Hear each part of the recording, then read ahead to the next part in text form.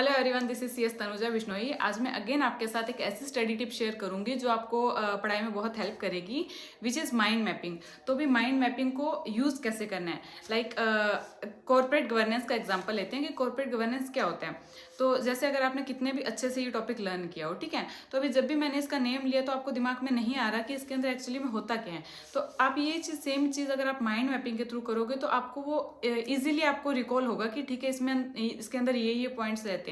तो आपको कैसे करना है, लाइक आपने एक ब्लैंक शीट ली, उसमें बीच में आपने लिखा कॉर्पोरेट गवर्नेंस, देन उसका डेफिनेशन डाल दिया कि कॉर्पोरेट गवर्नेंस क्या होता है, कि कैसे कंपनी मैनेज हो रही है, कंट्रोल हो रही है और कितने transparently and ethically companies law follow हो रहा है, जिसमें रूल एंड प्रोसीजर सब आ जाते हैं।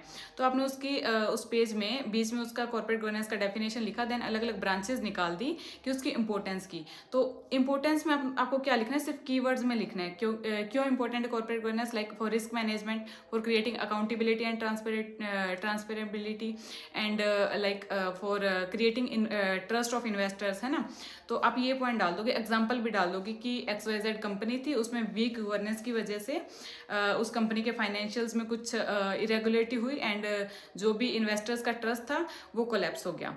तो ये आपको एग्जाम्पल, इसकी इंपॉर्टेंस एंड इसका डेफिनेशन आपको इतने अच्छे से लर्न हो जाएंगे कि जब भी आप इस चीज़ को लिखने एग्जाम में लिखने बैठोगे तो आपको आराम से ये विजुलाइज होगा कि ठीक है, इसके अंदर ये पॉइंट्स थे।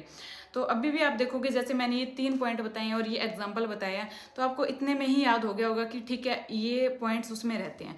तो ये है माइंड मैपिंग का कॉन्सेप्ट। ये चीज़ आपको बहुत हेल्प करेगी और मुझे भी ये चीज़ बहुत ज़्यादा हेल्प की थी। कोई भी टॉपिक आपको जो ये है कि हालांकि ये जो कॉर्पोरेट गवर्नेंस का टॉपिक है बहुत ईजी है, बट ये इतना ईजी है इसके वजह से ही ये अपने को दिमाग में ही नहीं बैठ पाता कि इसके अंदर एक्चुअली में होता क्या है। तो ऐसे टॉपिक्स को आप माइंड मैपिंग के थ्रू कर सकते हो। होप कि आपको ये हेल्प करेगा। थैंक यू सो मच, मिलते हैं नेक्स्ट वीडियो में।